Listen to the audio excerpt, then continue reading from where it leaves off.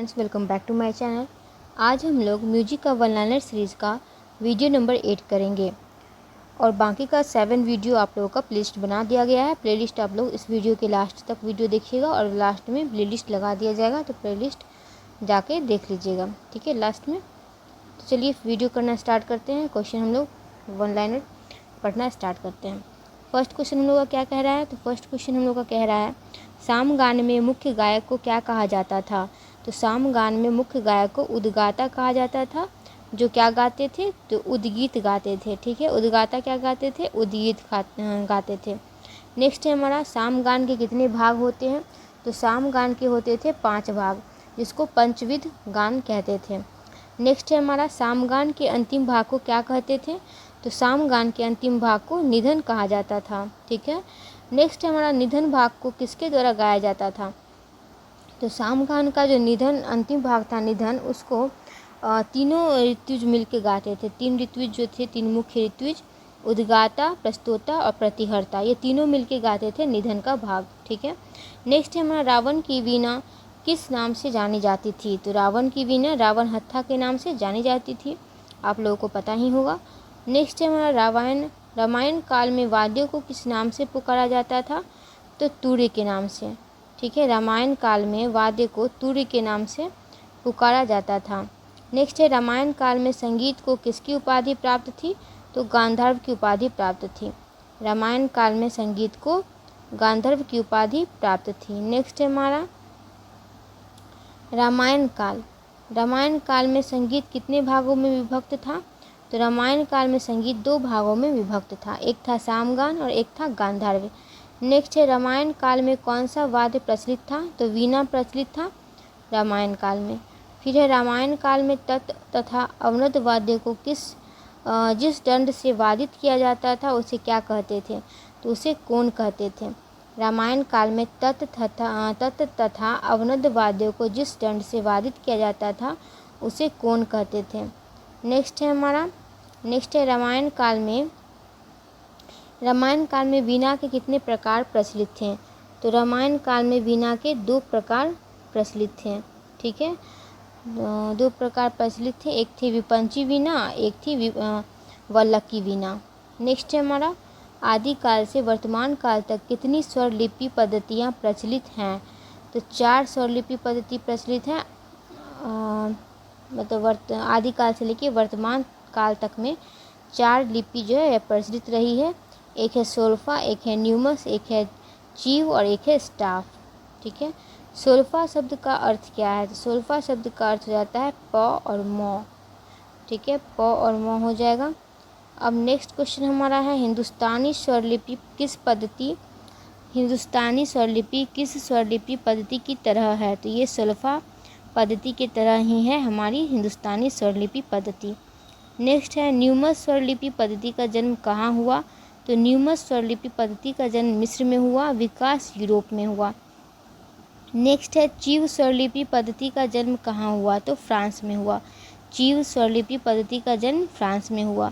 Staff स्वरलिपि पद्धति किस स्वरलिपि पद्धति का विकास रूप है? तो न्यूमस पद्धति का विकास रूप है, ठीक है। स्टाफ स्वरलिपि पद्धति न्यूमस स्वरलिपि पद्धति का विकसित रूप है। नेक्स्ट है हमारा, ये जो चिन्ह है, चिन्ह दिया गया है, ये चिन्ह किसका चिन्ह है? तो ये चिन्ह जो है ये है आपको ट्रेवल क्लैव का। यहाँ रॉन्ग साइन क्यों लिखा हुआ है? तो ये दोनों क्वेश्चन को आप लोग चेक कर लीजिएगा, ठीक है। फिर हमारा स्टाफ स्वरलिपि पद्धति में कितनी रेखाओं का प्रयोग होता है? तो 11 रेखाओं का, 11 रेखाओं का प्रयोग होता है स्टाफ स्वरलिपि पद्धति में। फिर है, पाश्चात्य संगीत में मौ को क्या कहते हैं? तो मौ को फ कहते हैं, जिसको सब डोमिनेंट भी कहते हैं और परफेक्ट 4 भी कहते हैं, ठीक है। नेक्स्ट है हमारा, पाश्चात्य संगीत में सा को क्या कहते हैं? तो डो कहते हैं, या फिर सी या फिर ऑक्टेव से उसको बोलते हैं। फिर है, पाश्चात्य संगीत में शुद्ध स्वर को क्या कहते हैं? तो नेचुरल नोट कहते हैं, ठीक है, नेचुरल नोट। पाश्चात्य संगीत में शुद्ध स्वर को नेचुरल नोट कहते हैं। पाश्चात्य संगीत में कोमल स्वर को फ्लैट नोट कहते हैं। पाश्चात्य संगीत में प्रचलित स्वर सप्तक में दो निकट के स्वरों के बीच कितना अंतराल होता है? अर्ध स्वर का एक सेमीटोन का अंतराल होता है, एक सेमीटोन का अंतराल होता है। की सिग्नेचर का प्रयोग क्यों किया जाता है? तो बारंबार प्रयोग होने वाले एक ही विकृत स्वर को दर्शाने के लिए किया जाता है की सिग्नेचर का प्रयोग। ठीक है, बारंबार प्रयोग होने वाले एक ही विकृत स्वर को दर्शाने के लिए होता है। नेक्स्ट है हमारा बी। यह बी जैसा जो चिन्ह है, ये चिन्ह जो है इसको किस चिन्ह के नाम से जानते हैं? तो फ्लैट नोट। B1 है, इस चिन्ह को जानते हैं नेचुरल नोट। फिर हैशटैग का चिन्ह है, इसको जानते हैं शार्प नोट। वृंदावन में 6 से अधिक क्लैफ में खींची जाने वाली रेखाएं क्या कहलाती है? तो लेजर लाइन कहलाती है। नेक्स्ट है पाश्चात्य संगीत में बार किसे कहते हैं? तो विभाग को कहते हैं। पाश्चात्य संगीत में बार विभाग को कहते हैं। जहाँ रचना का विशेष भाग समाप्त होता है उसे क्या कहते हैं? तो डबल बार कहते हैं। जहाँ रचना का विशेष भाग समाप्त होता है उसे डबल बार कहते हैं। जब रचना के अंत में 2 लाइनें खींचकर उनके ऊपर टाइम लिख देते हैं तो क्या माना जाता है? तो रचना की समाप्ति माना जाता है। जब रचना के अंत में 2 लाइनें खींचकर उनके ऊपर टाइम लिख देते हैं तो क्या माना जाता है? रचना की समाप्ति माना जाता है। नेक्स्ट है हमारा जब विभाग की रेखा 2, 3 या अधिक मात्रा वाले स्वरों के बीच आती है तो उन स्वरों को कौन सा चिन्ह लगाया जाता है? तो उन स्वरों पे लगाया जाता है टाई का चिन्ह। ठीक है, जैसे कि म 2 बार आ गया, प 2 बार आ गया, समान स्वर 2 बार आ रहे हैं तो वहाँ पे टाई का चिन्ह लग जाएगा। फिर है पाश्चात्य संगीत में मिंड के समान किसे माना जाता है? तो पाश्चात्य संगीत में मिंड के समान स्लर को माना जाता है। तो अलग अलग 2 प्रकार के स्वर हो जाएंगे। तो इसका भी लिखा हुआ प्लीज़ चेक आंसर। तो इसका भी एक बार आप लोग इसको भी चेक कर लीजिएगा। देख रहे हैं बुक में ही लिखा हुआ प्लीज़ चेक आंसर, तो इसको एक बार देख लीजिएगा। नेक्स्ट है यदि पाश्चात्य संगीत किसी रचना को एक सप्तक ऊंचे सप्तक में गाना हो तो किस चिन्ह का प्रयोग होता है? तो ये होता है 8वें चिन्ह का प्रयोग। बोला यदि पाश्चात्य संगीत किसी रचना को एक सप्तक ऊंचे सप्तक में गाना हो तो किस चिन्ह का प्रयोग होता है? 8वें दिया है, इसमें भी कुछ गड़बड़ लग रहा है, देख लीजिएगा एक बार। पाश्चात्य संगीत में यदि किसी रचना को एक सप्तक नीचे सप्तक में गाना हो तो किस चिन्ह को दर्शाते हैं? तो ये कुछ गलत लग रहा है, ये दोनों को भी देख लीजिएगा, इस दोनों क्वेश्चन को एक बार चेक कर लीजिएगा। नेक्स्ट है हमारा, वैसे एक और बुक है उससे करवाएंगे, सब क्लियर हो जाएगा आपको डाउट। जो भी गलत अगर इस आंसर भी होगा इसमें तो उसमें आपको सही पता चल जाएगा। नोट्स आपको नोट्स कंप्लीट करवाएंगे बीपीएससी TRE 4 से पहले। यदि किसी स्वर का सम दिखाना हो, किसी स्वर पर सम दिखाना हो तो किस चिन्ह का प्रयोग होता है? तो ये SF या FZ का प्रयोग होगा। फिर यदि किसी स्वर को आंदोलित करके गाना हो तो कौन सा चिन्ह लगाते हैं? तो TR लगाते हैं। यदि किसी स्वर को आंदोलित करके गाना हो तो TR चिन्ह लगाते हैं। किस शब्द से पाश्चात्य संगीत में रचना की समाप्ति दिखाते हैं? तो फाइन से। फाइन शब्द से पाश्चात्य संगीत में रचना की समाप्ति दिखाते हैं।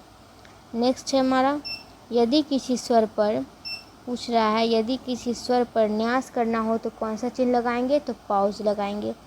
ठीक है, पॉज लगाएंगे। 2 विभागों के बीच की मात्रा को क्या कहते हैं? तो मेजर कहते हैं। 2 विभागों के बीच की मात्रा को पाश्चात्य संगीत में मेजर कहते हैं। मेजर में अवस्थित मात्राओं को क्या कहते हैं? तो बीट्स कहते हैं। मेजर में अवस्थित मात्राओं को बीट्स कहते हैं। विरह वर्णन से युक्त भोजपुरी गीत कौन सा है? चैती है। विरह वर्णन से युक्त भोजपुरी गीत कौन सा है? चैती है। वाद्य में स्वर आंदोलन की क्रिया क्या कहलाती है? जमजमा। वाद्य में स्वर आंदोलन की क्रिया क्या कहलाती है? जमजमा। नेक्स्ट है, तत्वाद्यों की घुरच अथवा ब्रिज की सतह पर स्वर को गूंजन प्रदान करने वाला स्थान विशेष क्या कहलाता है? सूत या जवारी कहलाता है। तत्वाद्यों की घुरच अथवा ब्रिज की सतह पर स्वर को गूंजन प्रदान करने वाला स्थान विशेष क्या कहलाता है? सूत या जवारी कहलाता है। वीणा या सितार के मोटे तार पर आलापचारी क्या कहलाती है? तो जोर कहलाती है। नाद की जाति अथवा गुण का अन्य नाम क्या है? तो टिम्बर है। ठीक है, नाद की जाति अथवा गुण का अन्य नाम टिम्बर है। तार सप्तक का षड्ज उच्चतम प्रधान स्वर क्या है? तो टीप है। तार सप्तक का षड्ज उच्चतम प्रधान स्वर है टीप। नेक्स्ट है हमारा तबले का गत अथवा परण के अतिरिक्त बजने वाला छोटा बोल समूह क्या कहलाता है? टुकड़ा कहलाता है। तबले पर गत अथवा परण के अतिरिक्त बजने वाला छोटा बोल समूह टुकड़ा कहलाता है। दोहराई जाने वाली काव्य पंक्ति क्या कहलाती है? टेक कहलाती है। दोहराई जाने वाली काव्य पंक्ति टेक कहलाएगी। क्रमानुसार 7 स्वरों का समूह क्या कहलाता है? ठाठ या ठाठ। ढाट या ठाठ कहलाता है क्रमानुसार 7 स्वरों का समूह। नेक्स्ट है ताल। ताल एक स्वरूप को स्पष्ट करने वाला बोल समूह क्या कहलाता है? ठेका। ताल एक स्वरूप को स्पष्ट करने वाला बोल समूह क्या कहलाता है? ठेका कहलाता है। ऊंचे स्वर से नीचे स्वर तक बीच की श्रुति की ध्वनि के साथ मींड सहित जाना क्या कहलाता है? डांट कहलाता है। ऊंचे स्वर से नीचे स्वर तक बीच की श्रुति की ध्वनि के साथ मींड सहित जाना क्या कहलाता है? डांट कहलाता है। तार वाद्यों का वह भाग जहाँ वादन क्रिया की जाती है डांट कहलाती है। तार वाद्यों का वह भाग जहाँ वादन क्रिया की जाती है डांट कहलाती है। कौन सा गीत स्तोभाक्षर अथवा शुष्काक्षर युक्त गीत कहलाता है? तराना या निर्गीत या बहिर्गीत। ठीक है, तो कौन सा गीत स्तोभाक्षर अथवा शुष्काक्षर युक्त गीत कहलाता है? तराना कहलाता है। नेक्स्ट हमारा तानसेन का जन्म कहाँ हुआ था? तो मध्य प्रदेश के बेहट में हुआ था 1506 में। तानसेन की मृत्यु कब हुई थी? तो तानसेन की मृत्यु हुई थी 1585 में। कब हुई थी? 1585 में। ठीक है, फिर हमारा समय का एक निश्चित विभाजित रूप संगीत में क्या कहलाता है? ताल कहलाता है। समय का एक निश्चित विभाजित रूप संगीत में ताल कहलाता है। अनेक तालों से युक्त संगीत रचना क्या कहलाती है? तालमाला कहलाती है। अनेक तालों से युक्त संगीत रचना तालमाला कहलाती है। नेक्स्ट है ताल में पात का स्थान क्या कहलाता है? ताली कहलाता है। ताल में पात का स्थान क्या कहलाता है? ताली कहलाता है। तत्वाद्यों का पेट अथवा मेरु स्थापक क्या कहलाता है? तुम्बा। तत्वाद्यों का पेट अथवा मेरु स्थापक जो है ये तुम्बा कहलाता है। त्रिवट या तिरवट में अवरध वाद्यों में से किसकी प्रधानता पाई जाती है? तो पखावज की। त्रिवट या तिरवट में अवरध वाद्यों में से किसकी प्रधानता पाई जाती है? पखावज की। नेक्स्ट है सैम को अभिव्यक्त करने वाला बोल समूह या बड़ा टुकड़ा क्या कहलाता है? तोड़ा कहलाता है। क्या कहलाता है फ्रेंड्स? तोड़ा कहलाता है। नेक्स्ट हम लोग देख लें तो इसमें है किस लय को जलद लय कहा जाता है? देखिए, काफ़ी अच्छा क्वेश्चन है। किस लय को जलद लय कहा जाता है? तो ध्रुत लय को कहा जाता है। फिर है शिव का नर्तक स्वरूप क्या कहलाता है? नटराज कहलाता है। शिव का नर्तक रूप नटराज कहलाता है। फिर है हमारा गीत में भगवान कृष्णा का नाम क्या है? तो नटराज है। गीत में भगवान कृष्ण का नाम नटराज है। फिर हमारा नेक्स्ट क्वेश्चन है नारदीय संहिता है। ठीक है, नारदीय संहिता के लेखक कौन है? तो नारद है। ध्रुत लय में प्रस्तुतिकरण क्या कहलाता है? तैयारी कहलाता है। ध्रुत लय में प्रस्तुतिकरण तैयारी कहलाता है। 2 पंक्तियों की छंदबद्ध रचना क्या कहलाती है? दोहा कहलाती है। 2 पंक्तियों की छंदबद्ध रचना क्या कहलाती है? दोहा कहलाती है। ताल और लय के साथ चमत्कारिक अंग संचालन क्या कहलाता है? नृत्य कहलाता है। ताल और लय के साथ चमत्कारिक अंग संचालन क्या कहलाता है? नृत्य कहलाता है।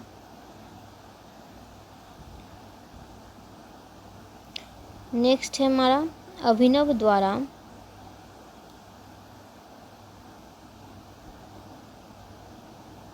अभिनय द्वारा लोक की अनुकृति क्या कहलाती है? नाट्य कहलाती है। भावाभिनय के साथ अंग संचालन क्या कहलाता है? नृत्य कहलाता है।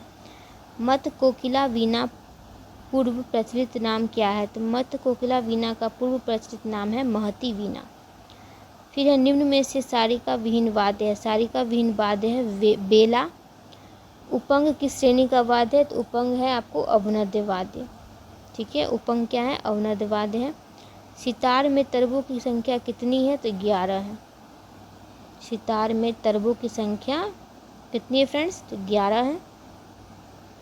चंग किस श्रेणी का वाद्य है? चंग है घन वाद्य।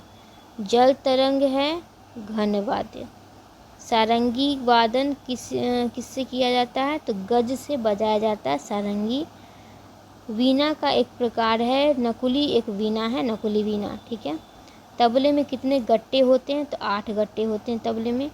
एक तंत्री का पर्यायवाची नाम क्या है? तो घोषा है। एक तंत्री का पर्यायवाची है घोषा। 9 तारों से युक्त वीणा। 9 तारों से युक्त वीणा को कहते हैं विपंची वीणा है 9 तारों से युक्त। इसराज है आपको तत्वाद्य। पखावज या तबला इत्यादि वाद्यों की बद्दी किस पशु के चमड़े की बनी होती है? तो ऊँट की बनी होती है। पखावज या तबला इत्यादि वाद्यों की बद्दी या दुआल ऊँट के चमड़े की बनी होती है। तबले तरंग में कितने तबले प्रयोग होते हैं? 10 से 16। तबला तरंग में 10 से 16 तबले प्रयोग होते हैं। जोगिया सारंगी का निर्माण किस लकड़ी से किया जाता है? तून से किया जाता है। जोगिया सारंगी का निर्माण तून से किया जाता है। तुरही किस धातु से बनाई जाती है? तुरही जो है ये बनाई जाती है पीतल से। सरोद में तरबों की संख्या है 11। महर्षि भरत ने कितने अवनद वाद्यों का वर्णन किया है? तो 100 अवनद वाद्य का वर्णन किए हैं। कौन? तो महर्षि भरत। 7 तंत्री युक्त वीणा कौन है? चित्रा वीणा 7 तंत्रों से युक्त वीणा है। सबसे प्राचीन तंत्री वाद्य कौन है? तो वीणा ही है। सवा गुण को कौन सी लयकारी कहा जाता है? तो कुवार लयकारी भी कहा जाता है सवा गुण को। कौन सी लयकारी? कुवार लयकारी। 1.25 गुण को किस नाम से जाना जाता है?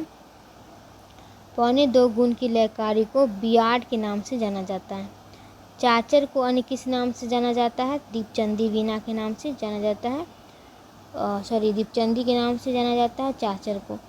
निम्न में से 18 मात्रिक युगल पहचाने। मत ताल, लक्ष्मी ताल। ये 18 मात्रिक युगल ताल है, मत ताल और लक्ष्मी ताल। कहरवा ताल की मात्राएं ताली, खाली एवं विभाग में से किस ताल के समकक्ष हैं? तो कव्वाली। कहरवा ताल की मात्राएं ताली, खाली एवं विभाग में से कव्वाली ताल के समकक्ष हैं। किस ताल में ध्रुपद गाया जाता है? तो रुद्र ताल, सूल ताल, तीव्रा ताल। ठीक है, रुद्र ताल, सूल ताल और तीव्रा ताल। तबले के बोलों या वनों की उलट पुलट करने की विधि क्या कहलाती है? तो पलटा। विश्व के प्राचीनतम तालवाद्य किसे माना जाता है? तो डमरू को माना जाता है विश्व का प्राचीनतम तालवाद्य। नेक्स्ट है हमारा 1918। 1918 में माधव संगीत महाविद्यालय की स्थापना पूछ रहा है। तो 1918 में माधव संगीत महाविद्यालय की स्थापना किए थे पंडित भातखंडे। सन 1913 में आर्य संगीत विद्यालय पूना की स्थापना किस संगीतज्ञ ने की थी? अब्दुल करीम खां। ठीक है। संगीत पारिजात के लेखक कौन थे? पंडित अहोबल। संगीत पारिजात के लेखक कौन थे? पंडित अहोबल। नाट्यशास्त्र के लेखक कौन थे? भरत मुनि। नाट्यशास्त्र के लेखक थे भरत मुनि। फिर राग तरंगिणी के लेखक कौन थे? लोचन। राग तरंगिणी के लेखक कौन थे? लोचन। मान कौतूहल ग्रंथ के रचनाकार कौन है? मानसिंह तोमर। मान कौतूहल ग्रंथ के रचनाकार है मानसिंह तोमर। बृहदेशी ग्रंथ के रचनाकार कौन है? मतंग मुनि। बृहदेशी ग्रंथ के रचनाकार मतंग मुनि है। नेक्स्ट है हमारा संगीत रत्नाकर ग्रंथ।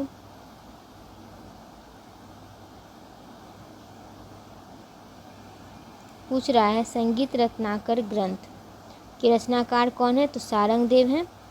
भरतभाष्य ग्रंथ के रचनाकार कौन है? तो भरतभाष्य के हैं नान्यदेव। नान्यदेव हो जाएंगे। फिर है स्वरमेल कलानिधि के रचनाकार कौन है, तो रामामात्य हो जाएंगे। ठीक है, स्वरमेल कलानिधि के रचनाकार है रामामात्य। फिर है हमारा नारदीय शिक्षा ग्रंथ के रचनाकार है नारद मुनि। चतुर्दंडी प्रकाशिका ग्रंथ के रचनाकार कौन है, तो वेंकटमुखी। संगीत समयसार ग्रंथ के रचनाकार है पार्श्वदेव, संगीत समयसार पार्श्वदेव। नगमाते आसफ़ी ग्रंथ के रचनाकार कौन है, मोहम्मद रजा, नगमाते आसफ़ी ग्रंथ के रचनाकार है मोहम्मद रजा। राग कल्पद्रुम किस की रचना है, तो कृष्णानंद व्यास का, राग कल्पद्रुम जो है ये कृष्णानंद व्यास का रचना है। फिर है हमारा नेक्स्ट आईने अकबरी ग्रंथ की रचनाकार कौन है, तो अबुल फजल है, आईने अकबरी अबुल फजल। रस कौमुदी श्रीकंठ, रस कौमुदी के रचनाकार कौन है, श्रीकंठ।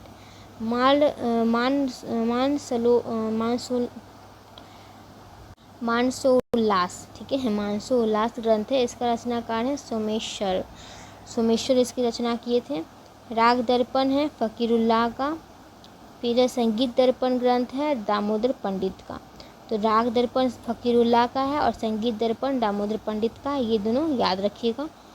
फिर हमारा नेक्स्ट क्वेश्चन है अनूप संगीत विलास ग्रंथ, ये भावभट्ट द्वारा रचित है। अनूप संगीत विलास ग्रंथ भावभट्ट। राग विबोध की रचनाकार है सोमनाथ, राग विबोध सोमनाथ। सत्रांग चंद्रोदय ग्रंथ के रचनाकार है पुंडरीक विट्ठल, सद्राग चंद्रोदय ग्रंथ के रचनाकार कौन है, पुंडरीक विट्ठल। अभिनव भारती ग्रंथ के रचनाकार है अभिनव गुप्त, अभिनव भारती ग्रंथ के रचनाकार कौन है, अभिनव गुप्त हैं। नेक्स्ट है हमारा संगीत मीमांसा ग्रंथ के रचनाकार कौन है, तो महाराणा कुंभा हैं, कौन है, महाराणा कुंभा हैं। फिर है मारी फुनगमनाथ ग्रंथ के रचनाकार कौन है, राजा नवाब अली, क्या है, मारी फुनगमात, ओके, तो ये राजा नवाब अली है। फिर है मुआदनुल मौसिकी के रचनाकार कौन है, तो ये मोहम्मद करम इमाम है, मुआदनुल मौसिकी के रचनाकार है मोहम्मद करम इमाम। संगीतांजलि ग्रंथ के रचनाकार कौन है, लेखक, तो ये ओमकारनाथ ठाकुर हैं, संगीतांजलि ओमकारनाथ ठाकुर। नेक्स्ट है हम लोगों का, फ्रेंड्स वीडियो अच्छा लगा हो तो एक लाइक जरूर कर दिया कीजिए, लाइक बहुत कम आता है आप लोगों का। नेक्स्ट है हृदय प्रकाश तथा हृदय कौतुक ग्रंथ के रचनाकार कौन है, तो नारद हैं, हृदय प्रकाश तथा हृदय कौतुक ग्रंथ के रचनाकार नारद हैं। गीत गोविंद के हैं जयदेव। फिर है नाद विनोद के रचनाकार हैं स्वामी पन्ना लाल, तो नाद विनोद के रचनाकार कौन है, स्वामी पन्ना लाल। राग मंजरी ग्रंथ के रचनाकार कौन है, पुंडरीक विट्ठल। संगीत मकरंद ग्रंथ के लेखक हैं नारद मुनि, संगीत मकरंद के लेखक नारद मुनि हैं। अभिनव ताल मंजरी ग्रंथ के लेखक हैं भातखंडे, अभिनव ताल मंजरी ग्रंथ के लेखक हैं भातखंडे। लक्ष्य संगीतम पुस्तक के लेखक हैं भातखंडे। संगीत मैनुअल पुस्तक के रचयिता हैं डॉक्टर मृत्युंजय शर्मा, संगीत मैनुअल पुस्तक के रचयिता हैं डॉक्टर मृत्युंजय शर्मा। अभिनव गीत मंजरी के रचयिता हैं श्री कृष्ण नारायण रातंजनकर, अभिनव गीत मंजरी के रचयिता हैं श्री कृष्ण नारायण रातंजनकर। अभिनव गीतांजलि के रचयिता हैं पंडित रामाश्रय झा, पंडित रामाश्रय झा हैं अभिनव गीतांजलि के रचयिता। फिर है ख्याल दर्शन के रचयिता हैं ठाकुर दास, ख्याल दर्शन ठाकुर दास। तान मलिक के रचयिता हैं राजा भैया पूछवाले, ध्रुपद धमार गायन के रचयिता हैं राजा भैया पूछवाले। फिर है महिला संगीत कुंज के रचयिता कौन है, तो महिला संगीत कुंज के रचयिता हैं महावीर प्रसाद मुकेश, ठीक है, महावीर प्रसाद मुकेश हो जाएगा इसका आंसर। फिर है हम लोग का नेक्स्ट क्वेश्चन राग दर्पण के रचयिता, तो राग दर्पण के रचयिता हैं पंडित जगदीश नारायण पाठक। राग प्रभाकर के रचयिता हैं पंडित रामकृष्ण व्यास, राग प्रवीण के रचयिता हैं पंडित गणेश प्रसाद शर्मा। बाल संगीत दर्पण के रचयिता हैं पंडित जगदीश नारायण पाठक, बाल संगीत दर्पण के रचयिता कौन है? पंडित जगदीश नारायण पाठक। फिर हमारा बाल संगीत परिचय के रचयिता है पंडित हरिश्चंद्र श्रीवास्तव। बाल संगीत दर्पण की पूछेगा तो पंडित जगदीश नारायण पाठक, और बाल संगीत परिचय का पूछेगा तो प्रोफेसर है ना, प्रोफेसर हरिश्चंद्र श्रीवास्तव। ठीक है। फिर है राग परिचय, जिसका 4 भाग है, उसके रचयिता हैं प्रोफेसर हरिश्चंद्र श्रीवास्तव ही। राग विज्ञान के रचयिता हैं पंडित विनायक राव पटवर्धन। राग विज्ञान के रचयिता कौन है? पंडित विनायक राव पटवर्धन। फिर है हमारा संगीत प्रकाश राग के रचयिता हैं प्रियंका कौशल। संधि प्रकाश राग के रचयिता प्रियंका कौशल हैं। हिंदुस्तानी शास्त्रीय गायन की शिक्षा प्रणाली के रचयिता हैं डॉक्टर सुरेश गोपाल श्रीखंडे। हिंदुस्तानी शास्त्रीय गायन की शिक्षा प्रणाली के रचयिता हैं डॉक्टर सुरेश गोपाल श्रीखंडे। नेक्स्ट है हमारा नवीन ख्याल रचनावली के रचयिता हैं शंकर लाल मिश्र, जिसको शुभ रंग भी कहते हैं। नवीन ख्याल रचनावली के रचयिता हैं शंकर लाल मिश्र, जिनका नाम शुभ रंग भी है। फिर हमारा संगीतांजलि के रचयिता हैं ओमकार नाथ ठाकुर। कजरी के रचयिता हैं डॉक्टर शांति जैन। संगीत रामायण बालकांड के रचयिता हैं पंडित रामाश्रय झा। पंडित रामाश्रय झा हैं संगीत रामायण बालकांड के रचयिता। संगीत शास्त्र दिग्दर्शन के रचयिता हैं विष्णु कुमार कपूर। ठीक है। संगीत शास्त्र दिग्दर्शन के रचयिता कौन है? विष्णु कुमार कपूर। तो फ्रेंड्स, बीपीएससी टीआरई 4 जल्द ही होने वाला है हम लोग का। फॉर्म फिल भी जल्द ही स्टार्ट होगा। डोमिसाइल भी लागू हो गया है टीआरई 4 के लिए और टीआरई 5 के लिए, बिहार के स्टूडेंट्स के लिए। तो आप लोग को कंपटीशन काफ़ी कम देखने को मिलेगा। तो अच्छे से जो सीरीज़ हम करवा रहे हैं उसको आप कंप्लीट कर लीजिए। इससे ही आपका टीआरई 4 और स्टेट दोनों निकल जाएगा। सो आराम से पढ़िए। कंपटीशन थोड़ा कम होगा, लेकिन ज़रूरी नहीं है कम ही हो, क्योंकि बहुत दिन से लोग अपना तैयारी में लगे हुए हैं। तो आप लोग वीडियो को कंप्लीट कर लीजिएगा। इस बुक को पूरा कंप्लीट करा दिया जा रहा है। इसका सेट प्रैक्टिस था, वो भी, उसका भी प्लेलिस्ट बना हुआ, वो भी कंप्लीट हो चुका है। अब 1 लाइनर सीरीज़ कंप्लीट हो रहा है। तो जल्दी ये बुक ख़त्म होने वाला है। आप लोग जो भी प्लेलिस्ट नहीं देखें, जो भी वीडियो नहीं देखें, प्लेलिस्ट में जाकर चेक करके देख सकते हैं। मिलते हैं नेक्स्ट वीडियो में। वीडियो अच्छा लगा एक लाइक कर दीजिएगा। Thanks for watching. मिलते हैं नेक्स्ट वीडियो में।